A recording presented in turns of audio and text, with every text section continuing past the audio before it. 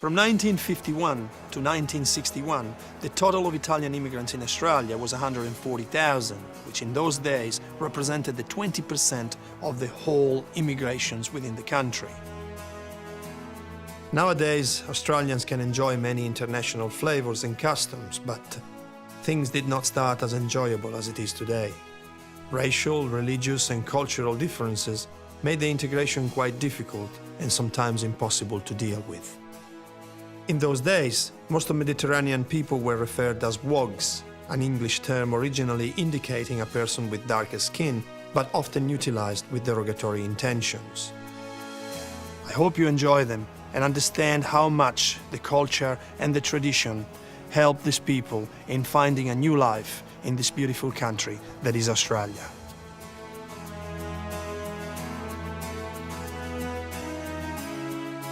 Can't really recall or remember the first 3 years because it was so full on and exciting to start everything new because Australia is completely different than Italy. And every aspect of Australia is the opposite of Italy, so I can't remember much because all my time was spent to do well in the job, learning English, learning the new lifestyle.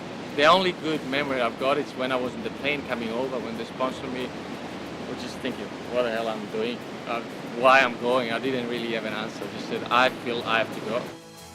Well, for my father, it was very difficult because when he arrived here, he went cane cutting and he got sick. He got sunstroke the first year he was here. So he had to give up his job, he had to come back to Brisbane and it was very, very hard. When we do get together, it's not a one person that can do all the cooking because it's just a bit too much and there's no facilities either. A normal home doesn't have facilities for 50, 60 people. So everybody makes their special dishes and brings it over to wherever we decide to hold it at that time. Today's my turn. And so, my sister's made fettuccine, I made gnocchi, and it's always like that, and somebody cooks the meat and the desserts.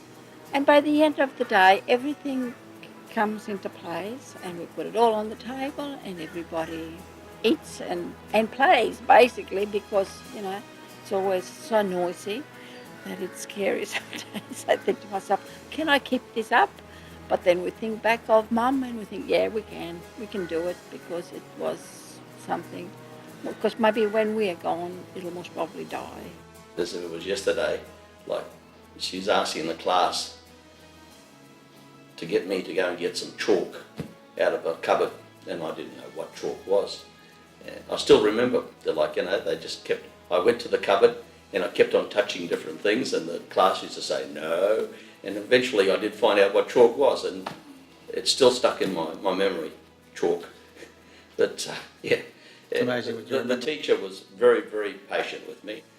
Being from Italian, from our Italian background, we introduced all these things like eggplant and zucchinis and we used to live at the back, and then we built the new shop at the back.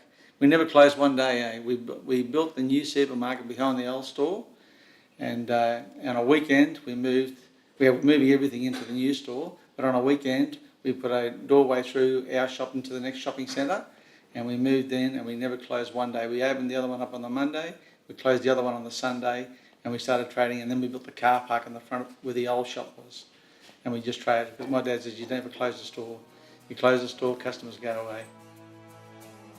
We decided to go overland to Australia, and we only had enough money, £300 each for a one-way trip. We were planning to get here and then get some work and then move on.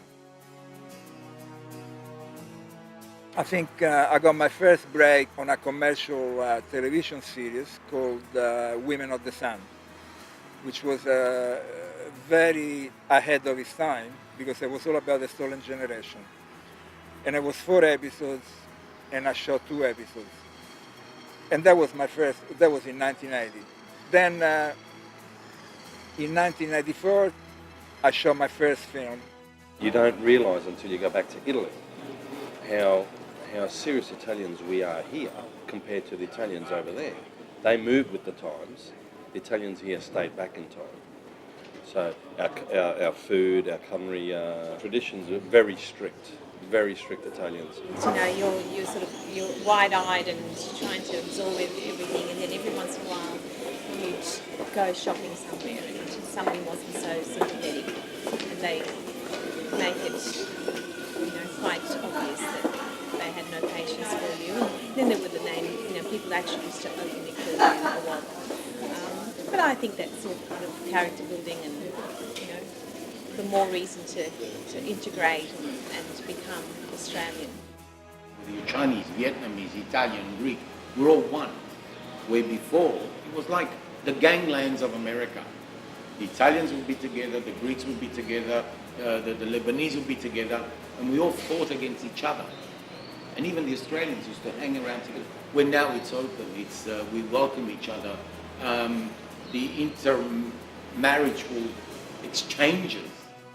Just a simple little humble story about this man who came to Australia, didn't speak the language, came to the other side of the world to start a new life, and instilled into his family and a great sense of pride, and carried on the family business all these years, and for his grandchildren to then move on and have the luxury of living in a great country where everyone's seen as equals, and it was a very, very touching story. So that's where it brought it upon, and I thought I need to give back to these great pioneers, something that to this day we say thanks to them.